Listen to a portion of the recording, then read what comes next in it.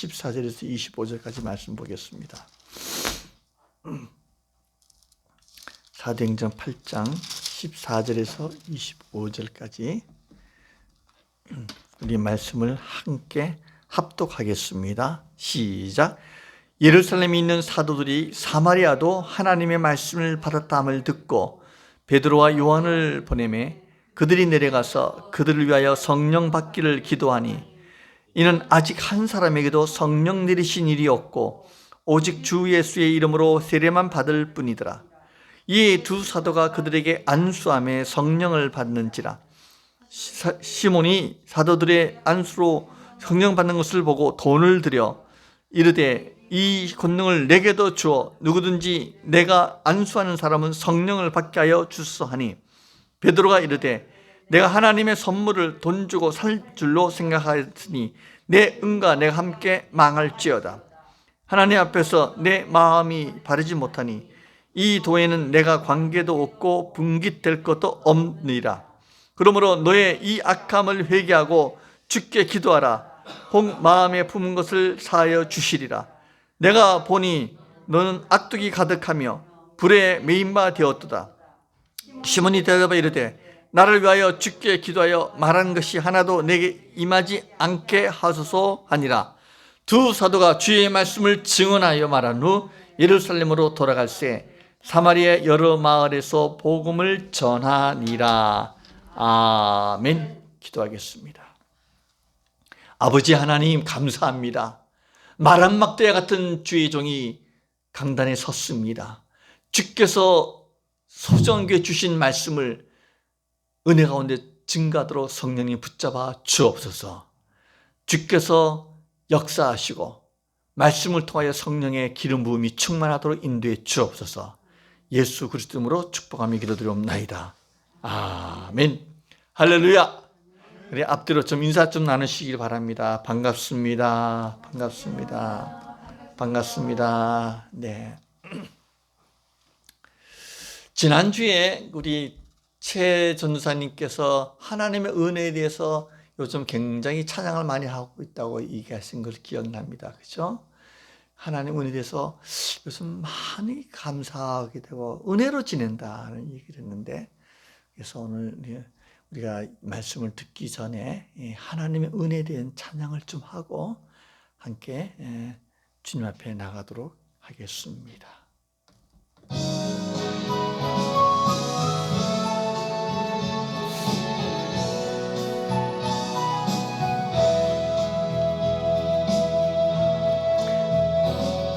나를 지으신 이가 하나님, 나를 부르신 이가 하나님, 나를 보내신 이도 하나님, 나의 나 된 것은 다 하나님 은혜라. 나의 달려갈 길 다가도록 나의 마지막 호흡 다하도록 나로 그 십자가 품게 하시니 나의 나 된 것은 다 하나님 은혜라. 한량없는 은혜, 갚을 길 없는 은혜, 내 삶을 애워싸는 하나님의 은혜, 나 주저함 없이 그 땅을 밟음도 나를 붙드시는 하나님의 은혜.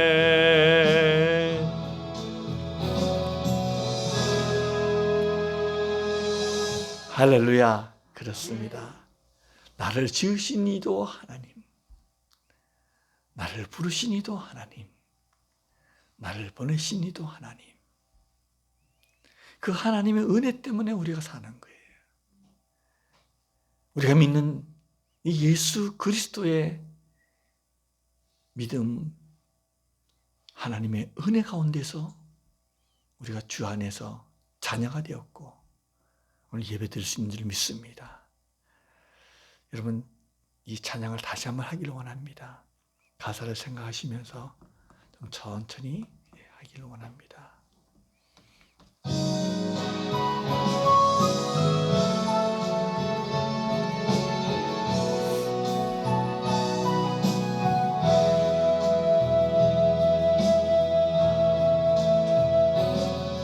나를 지으신 이가 하나님, 나를 보러신 이가 하나님, 나를 보내신 이도 하나님, 나의 나 된 것은 다 하나님 은혜라. 나의 달려갈 길 다 가도록, 나의 마지막 호흡 다 하도록, 나로 그 십자가 품게 하시네. 나의 나 된 것은 다 하나님 은혜라. 한량 없는 은혜, 갚을 길 없는 은혜, 내 삶을 애워싸는 하나님의 은혜, 나 주저함없이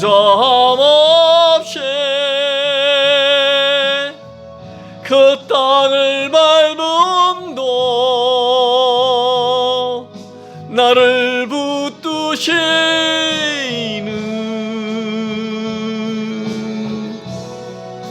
하나님의 은혜.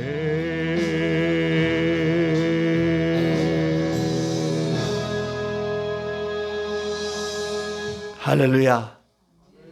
하나님의 은혜에 감사하는 사람은 하나님께서 은혜 속에 계속 친하게 역사하십니다.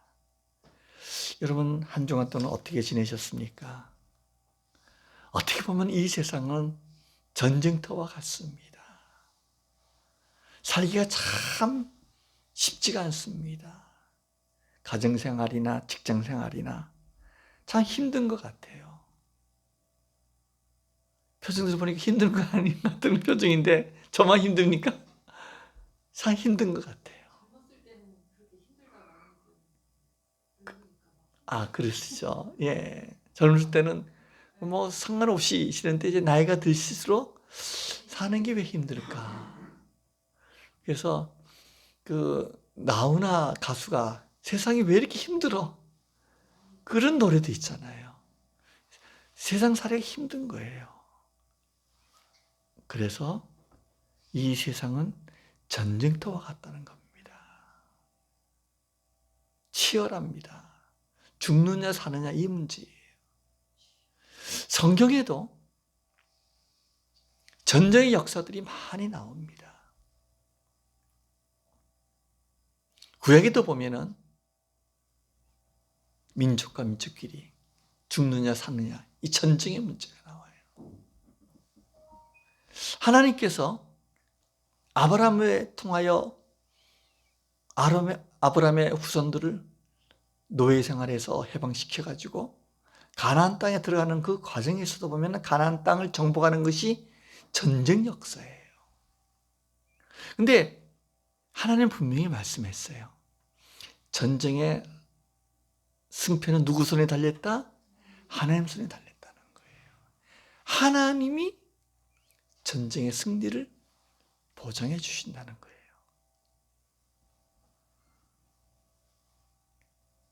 신약에 와서도 마찬가지예요.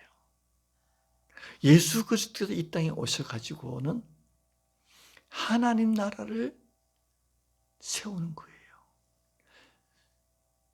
하나님의 백성이 사탄에게 속아서 사탄의 나라에 종노릇하고 있는 죄의 종노릇하고 있는 그들을 해방시켜서 하나님 백성으로서 행복을 주시길 우리 주님은 기뻐하신다는 겁니다. 그래서 예수 그리스도께서 하나님 나라를 이루시고자 가장 걸림돌인 죄의 문제를 해결하려고 십자가에 죽으셨고 성경대로 약속대로 3일 만에 부활하셔서 그분이 승리하심으로 우리들에게도 승리의 보장을 약속해 주었습니다. 할렐루야. 그리고 주님은 아버지 품에 가시면서 다시 이 땅에 오신다고 약속하셨습니다. 그 기간 동안에 우리들에게는 주님이 마지막으로 부탁하신 지상 최대의 명령인 하나님 나라 확장하는 이 복음 증가하는 일을 통해 가지고 하나님의 백성이 충만하길 원하는 주의 뜻을 우리가 이루고 있는 과정입니다. 그런데 그 일을 영적 전쟁을 승리하기 위해서는 힘이 필요합니다. 전쟁에서 이기려면 힘이 필요합니다. 우리 김 전사님 그렇지 않습니까? 전쟁에서 이기려면 가장 필요한 게 뭡니까? 힘이에요. 힘. 힘 있는 사람이 전쟁에서 이깁니다. 세상에서는 그 힘을 핵무기로 내가 전쟁에 이기겠다고 해서 개발한 그런 나라도 있고, 또 그거는 모두 다 같이 죽는 길이니까 안 된다, 그런 막자는 사람도 있고. 그러나 이 전쟁에서 이기려고 그러면 힘이 필요한 거예요. 또 하나 그 힘과 더불어 필요한 것이 전쟁에 임하고 있는 이 군사들이 중요한 것이 담대함이나 사기예요. 아무리 좋은 무기가 있다 하더라도요,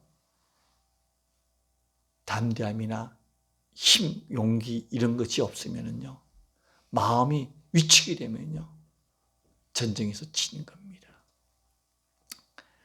그러면은 이 전쟁에서 두려움을 이기고 담대함으로 전쟁에 승리하기 위해서 우리 주님께서 우리에게 주신 것이 무엇입니까? 전쟁에 이길 수 있는, 사탄 마귀를 이길 수 있는 그 힘이 무엇입니까? 주님이 마지막 사도행 1장 8절에 말했습니다. 오직 성령이 너에게 임하시면 성령으로 말미암아 영적 전쟁에서 승리할 것을 주님께서 말씀해 주었습니다. 성령을 받아서 힘이 있으면은 주님이 죽으심과 부활하신 이 놀라운 복음을 예루살렘과 사마리아와 유대와 땅끝까지 이르러 증거할 수 있다는 약속을 주었습니다. 그 사도행전은 어떻게 보면은 성령 행전이라고 볼 수 있습니다. 성령께서 이 땅에 오셔가지고 교회를 통해가지고 어떻게 성령의 역사하심으로 하나님의 나라 확장하는 것을 그린 사건으로 이루어진 책입니다. 1장에서 10장까지는 예루살렘에서 복음이 증거되는 오순절 성령 강림과 초대교회의 부흥과 또 초대교회 부흥으로 말미암아 닥쳐오는 여러 가지 핍박들, 스데반 집사님의 순교, 이런 예루살렘에서 이루어지는 사건들로 이루어졌습니다. 그리고 8장에서 12장까지는 복음이 이제 예루살렘에서 사마리아로 확장되어지고 유대에 확장되어지는 사건들로 이루어졌습니다. 그리고 13장에서 23장까지는 땅끝까지 복음이 이루어지는 그 사건으로 이루어졌습니다. 지리적으로 보면은 예루살렘으로부터 시작해가지고 사마리아, 유대, 땅끝까지 복음이 증거되는 것이 기록한 것이 사도행전입니다. 이 복음 증거에서 가장 필요한 힘, 이 성령, 어떻게 역사했는지 우리는 말씀을 통하여 함께 은혜를 나누고자 합니다. 지난주에는 우리는 사마리아 성의 복음이 증거된 사건을 함께 살펴봤습니다. 그 중에서 저는 제 마음에 딱 기억이 되는 한 구절이 있었습니다. 무엇입니까? 8절입니다. 짧지만은 8장 8절 한번 보겠습니다. 시작. 그 성에 큰 기쁨이 있더라. 어떻게 보면요, 사마리아 성인 그렇게 성 자체가 뭐 기쁨이 있을 만한 그런 도시는 아닙니다.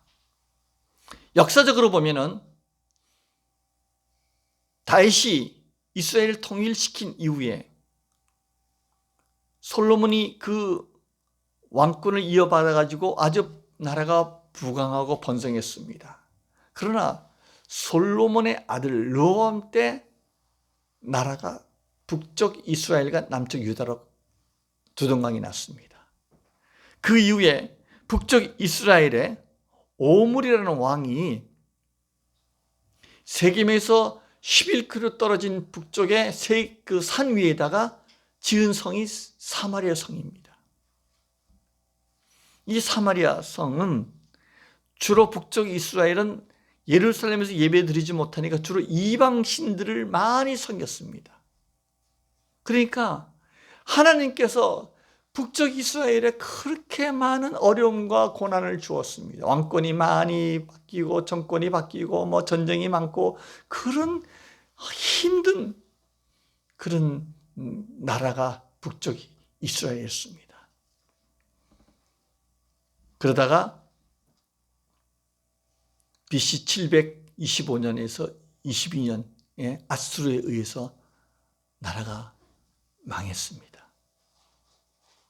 그 이후에 그 아수르는 북쪽 이스라엘에 살고 있는 모든 이스라엘 사람들을, 유대인들을 다 포로로 끌고 가고 거기 이방인들을 거주시켜 살게 했다 보니까 북쪽 이스라엘은 주로 그 혼혈족, 이방 혼혈족들이 살게 되었습니다. 그럼 남쪽 유대 민족의 입장에서는 하나님 아브라함의 혈통을 혈통적으로 중요시 여기는 혈통주인 그 입장에서 보면은 북쪽 이스라엘은 이거는 잡종으로 도대체 상대할 사람이 아니다 이렇게 인식을 갖게 된 거예요. 그러니까 북쪽 사마리아에 있는 사람들 상대를 안 하고 가능 아니면은 그 북쪽이 어디 갈 일이 있어도 삥 돌아서 가요. 그 사마리아 통해서 가면 빨리 가는데 삥 돌아서 가는 거예요. 그런 역사적인 배경을 갖고 있는 그 사마리아 성에 어떻게 보면은 예수님 당시에도 남쪽 유대 민족에게 무시를 당하고 멸시를 당하고 천대를 받고 있는 그 사마리아 성이 기쁨이 충만했다는 겁니다. 어떻게 이런 일이 일어났습니까? 바로 복음이 들어가서 그렇다는 겁니다. 저는 우리 한반도도 마찬가지입니다. 성교사님들이 복음을 전하기 전에 이 조선 후기에 이 민족은 어떻게 했습니까? 열강국들이 이 조선을 서로 자기들의 속국으로 삼으려고 호시탐탐 노리던 열방들의 이 먹잇감이 되는 날이었지 않았습니까? 무슨 기쁨이 있었겠습니까? 그러나 이 땅에도 선교사들이 복음을 가지고 들어와서 이 민족이 기쁨이 충만한 그런 은혜를 우리 민족이 복음을 통하여 얻게 된 줄로 믿습니다. 이런 사마리아 성에 기쁨이 충만하고 예수 그리스도를 믿게 됐다는 이 소식을 예루살렘에 있는 사도들이 듣게 됩니다. 예루살렘에 있는 사도들이 사마리아도 하나님의 말씀을 받았다 함을 듣고 깜짝 놀랐어요. 참 이상하죠? 주님께서 분명히 사도행전 1장 8절에 사마리아 가서도 복음을 증거하리라고 말씀하셨는데도 사마리아인들이 복음을 받아들였다니까 설마 주님의 말씀을 잊어버리고 확인해 보자 교회에서 긴급 회의를 했습니다. 예루살렘 교회가 모였어요. 모여가지고 아니 사마리아에 있는 사람들도 복음을 받아들였대요. 어떻게 된 건지 한번 확인해 봅시다. 그래서 그 확인차 베드로와 요한을 대표로 사마리아에 보내게 되었습니다. 베드로 사도와 요한 사도가 사마리아 성에 가봤습니다. 가봤더니 정말 그들이 예수님을 믿게 되었어요.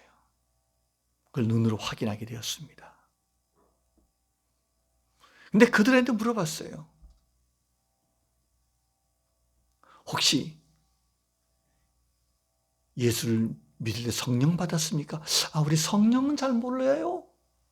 그냥 예수의 이름으로 세례만 받았어요. 이런 대답을 듣게 됩니다. 그래서 베드로와 요한이 그 사마리아에 있는 예수 믿은 형제들을 모여가지고 기도하게 됩니다. 그리고 어떻게 했습니까? 17절 시작. 이에 두 사도가 그들에게 안수함에 성령을 받는지라. 할렐루야. 그들이 예수의 이름으로 세례만 받았고 성령으로 세례를 받지 않았다는 얘기를 듣고 머리에 안수를 했더니 성령께서 임했던 거예요. 우리는 여기서 한 가지 알 수가 있습니다. 성령 세례는 얼마나 중요한지, 예수를 구주로 고백하고 예수 믿고 구원받는 것도 필요하지만은 이제는 이 구원받은 이후에 하나님 나라의 백성으로서 하나님 나라의 군사로서 사탄 마귀와 싸울 수 있는 힘과 능력을 얻기 위해서 하나님의 영 성령에 사로잡혀서 예수의 영 성령을 받아야만 이길 수 있다는 것을 알고 먼저 성령을 받았던 베드로가 사마리아에 있는 그들에게도 성령 받기를 기도했더니 성령을 받았다는 겁니다. 할렐루야! 여러분, 예수 믿고 구원받는 것으로 끝나는 것이 아니라 그 이후에 이제는 성공적이고 승리하는 그리스도인의 삶을 살기 위해서는 성령이 필요합니다. 할렐루야! 이 성령을 우리 주님께서는 너희 힘으로, 너희 지혜로, 너희 노력으로 하나님 나라 확장하는 것은 한계가 있는 거야. 여러분 그렇지 않습니까? 우리 신앙생활 할 때도 내가 좀 상태가 좋고 여러 가지 좋은 조건이 있으면은 예수를 잘 믿다가도 좀 어려움이 있으면 금방 넘어지잖아요. 그런데 성령께서 내 안에 있으면은 뿌리가 깊은 나무처럼 어떤 환난과 고난에 올지라도 흔들림 없이 주님 앞에 나가는 거예요. 군인도요, 종류가 있습니다. 일반 군인하고 특전사하고는 틀려요. 우리 김준사님 그랬죠. 특전사는 어떤 환경이든지 간에 극복할 수가, 이길 수가 있잖아요. 그렇잖아요. 환경이 문제가 안 되잖아요. 그게 특전사 아닙니까? 예? 하나님 나라 군사도 마찬가지예요. 강한 군사를 하기 위해서는 성령이 필요하다는 거예요. 성령이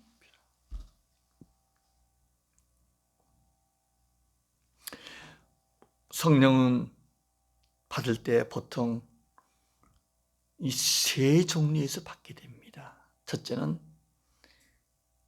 오늘 사마리아에 있는 성도들처럼 예수를 믿고 나중에 성령 세례를 받는 경우도 있고, 두 번째로는 예수를 믿는 동시에 성령 받을 때도 있어요. 내가 예수를 믿는 순간에 성령께서 은혜를 주셔가지고 방언도 하고 예언도 하고 그 하나님의 여러 성령 은사들을 나타내는 경우도 동시에 받을 때도 있고, 세 번째로는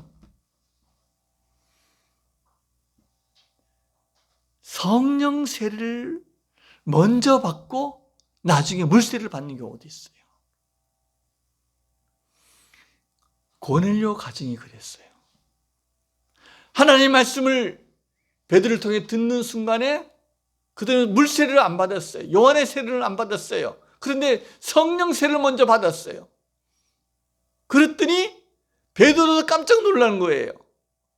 그래서 그들에게 성령 임한 것을 보고, 이방인 그들에게도 성령 임한 걸 보고 나중에 그들에게 물세례를 준 걸 볼 수가 있습니다. 그래서 우리가 물세례와 성령 세례는 동시에 받을 때가 있고, 물세례를 먼저 받고 성령 세례를 받는 경우도 있습니다. 이 사마리아 성도처럼 또 고넬료처럼 성령 세례를 받고 물세례를 나중에 받는 경우도 있습니다. 어떻든지 간에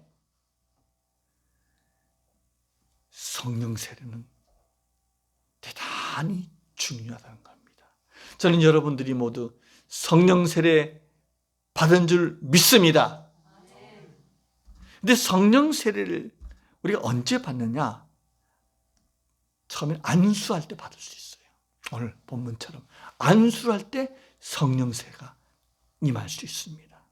그리고 말씀을 들을 때 사도행전 10장 41절 고넬료 집안이 하나님의 말씀을 듣는 순간에 성령을 받을 때가 있습니다. 이 성령 세례를 받게 되면요, 나타나는 특징 중에 하나가 기쁨이에요. 기쁨. 이 세상 어떤 것과도 바꿔서 기쁨이 있는 거예요. 그래서 성령을 세례를 받게 되면요, 확신이 생기는 거예요. 내 형편과 과거가 이게 문제가 안 되고 하나님께서 주시는 성령으로 말미암아 기쁨이 넘치고 확신이 생겨요. 어떤 분들이 소명까지 이어지는 거예요. 사람의 생각으로는 이해가 안 되고 어떻게 저럴 수 있어? 그럼 성령의 역사는 그렇게 되는 거예요. 생각해 보세요. 예수를 믿는 사람을 잡던 핍박자 사울이 예수님을 만나고 성령의 은혜를 받은 다음에 예수를 증거하는 전도자로 바뀐 거예요. 이 성령의 역사함이에요. 어제 한국 사회에 큰 뉴스거리가 있습니다. 혹시 보신 적 있는지 몰라도 극동방송국에 만나고 싶습니다라는 그 프로가 있어요. 그 김장한 목사님께서 이 사회보시고 하는데 거기 누가 나오냐면은 전두환 대통령 아들 전재용 씨가 나왔어요. 그분이 그 임야를 2006년인가 그 매매를 해놓고 그 이중계약서 때문에 아마 이제 벌금을 내고 이제 감옥에 가게 됐는데, 감옥에 가서 이제 형을 살고 나와서 신학을 하겠다고. 그래서 신학대학원에 입학했어요, 이번에. 그랬더니 이제 극동방송국 프로에 출연해서 그 간증을 하는 거, 어떻게 해서 그렇게 됐는가. 어떻게 보면은 한국 현대사의 전두환 대통령에 대한 안 좋은 이미지가 있잖아요. 또 그 아들도 이 세금과 관련해서 부정적인 안 좋은 그 이미지가 있잖아요. 근데 감옥에 갔는데 첫 들어갔더니 어디 이제 종교방에서 흘러나오는 찬송 소리에 이분이 은혜를 받은 거예요. 근데 그 찬송 소리가 잘 부르는 찬송은 아니에요. 그런데도 은혜를 받으면서 거기 있으면서 봉사도 하고 예배 때 그렇게 하면서 나는 이제 신학을 해서 하나님을 위해서 좀 살고 싶다는 그런 생각을 가진 거예요. 그 하나님께서 성령으로 말미암아 그 마음을 준 줄로 믿습니다. 근데 가정에 있는 사람은요, 제일 걸리는 게 누군지 아세요? 아니에요. 아내가 누구냐면 박상아예요. 이젠 탤런트. 얘기했더니 펄펄 뛰는 거예요. 여보, 우리 지금 교회 나가는 것도 몰래 다니고 있지 않냐? 손가락질 혹시 전두환 대통령 아들 뭐 이렇게 안 좋은 얘기하면서 하니까 우리 소위 몰래 이게 교회 생활을 하고 있는데 목사가 되려고 신학교 간다니까 펄펄 뛰는 거예요. 부부싸움도 했다는 거예요. 그런데 하나님 주신 이 소명에 대해서 감당을 안 되는 거예요. 그래서 그 전재영 형제가 전두환 대통령한테 가서 아버님 저 신학해야겠습니다. 감옥에서 기도 제목이 뭐냐면 부모님의 구원이에요. 그 부모님의 구원을 놓고 기도했는데 전 대통령이 하는 얘기가 야, 그래 잘했다. 너가 만일에 목사가 돼서 교회 한다 그러면 너희 교회 나가마. 힘이 됐답니다. 이 성령께서 역사하시는 거. 할렐루야. 이 점에 대해서 뭐 비판하는 소들이 많이 있지만 그러나 제가 생각하기에는 이것도 하나님이 부르셨으면 하나님 손에 맡겨야 되는 거예요. 하나님이 공부를 잘 마치도록. 그것도 신학 공부하는 게 또 쉬운 일이 아니잖아요. 나이가 지금 57세가 됐는데요. 하나님께서 하시는 거예요. 이 성령이 임하시면은요, 세상에 어떤 것도 감당이 안 되는 거예요.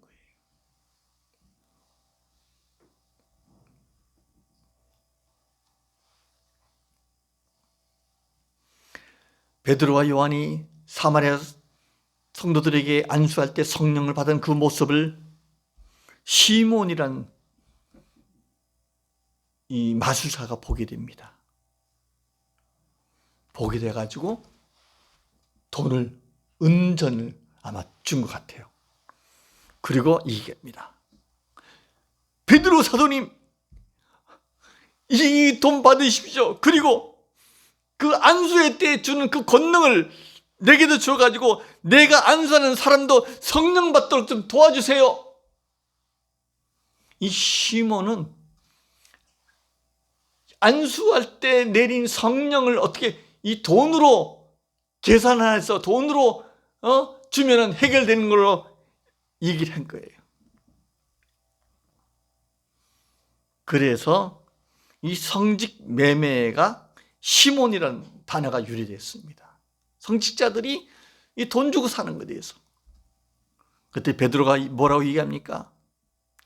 내가 하나님의 선물을 던지고 산 줄로 생각하느냐? 내가 준 내 은과 내가 함께 망할 것이다. 책망하는 거예요.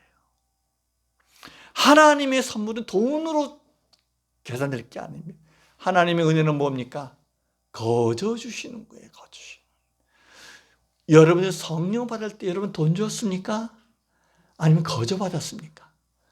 거저 하나님의 영을 거저 받은 은혜예요. 계속해서 베드로는 시몬에게 책망합니다. 하나님 앞에서 내 마음이 바르지 못하구나. 너는 이 도에는 내가 관계가 없고 받을 축복도 분깃도 없다. 그러므로 너는 이 악함을 회개하고 주님께 기도하라. 혹시 주님께서 용서하실 줄 모른다. 내가 보니 너는 악독이 가득한 자구나. 불의에 너는 종노릇하게 되었구나. 베드로가 그에게 책망하는 거예요. 하나님의 은혜를 돈으로 살려고 생각하지 마십시오. 하나님의 은혜는 내가 지은 죄에 대해서 회개하는 마음으로 주님 앞에 나갈 때 주님께서 긍휼히 여기시고 나에게 거저 주신 하나님의 영이에요. 은혜예요. 그것으로 감사함으로 받는 거예요. 이랬더니 시몬이 대답합니다. 아이고 베드로 사도님, 죄송합니다. 나를 위하여 주님께 기도하여 나에게 말하는 것이 하나도 임하지 않게 좀 도와주세요. 날 좀 살려주세요.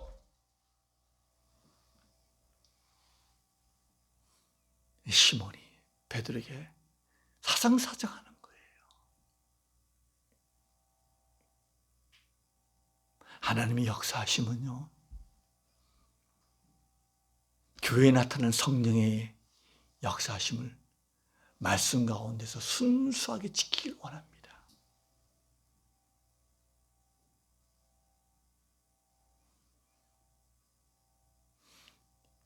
요즘 교회들이 물질에 많이 무너지고 있습니다.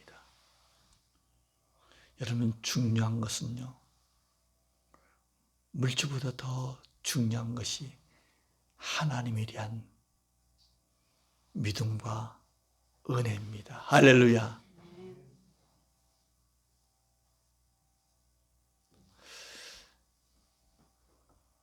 좀 부끄러운 얘기들은 한국의 대형 교회, 어느 교회는 장로가 되려 그러면은 최소한 5천만 원 있어야 된다. 뭐 권사들은 뭐 1,000만 원, 2천만 원 있어야 된다. 이런 얘기를 혹시 들은 적이 있습니까?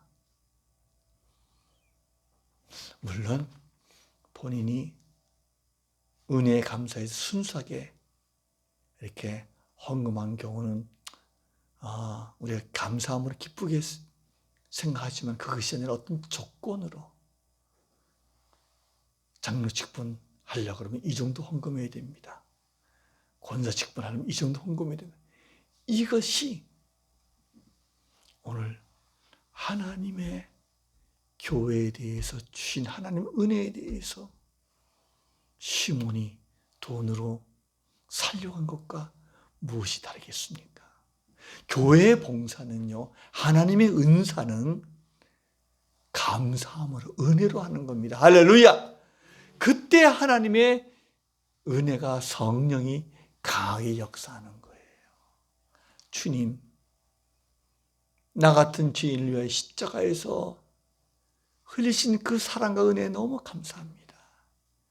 그 하나님의 은혜, 나를 지으신 하나님, 나를 불러서 자녀로 삼아주시고 나를 다시 하나님의 복음을 위해 보내신 하나님 은혜 감사합니다. 그런 마음으로 주님 앞에 나갈 때 성령께서 더 강하게 역사할 줄로 믿습니다.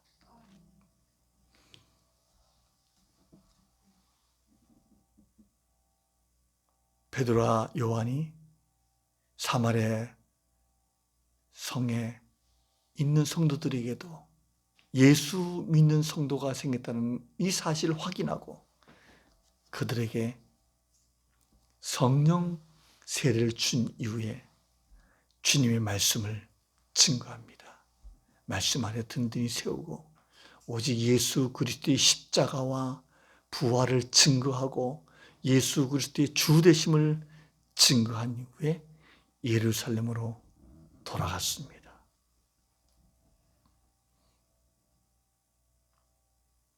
그러면서 가는 중에 사마리아에 있는 여러 마을에 복음을 증거했다고 성경은 얘기해 주고 있습니다. 사랑하는 성도 여러분, 주님께서 우리에게 말씀하고 있습니다.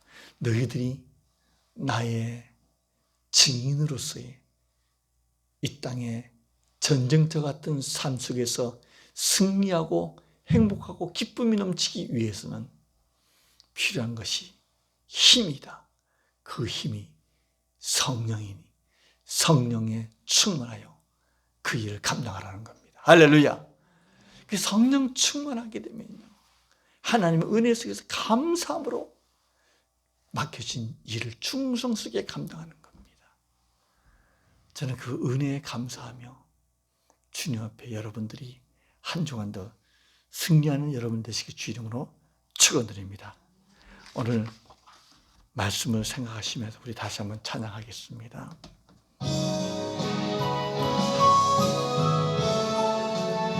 나를 지으신 이가 하나님,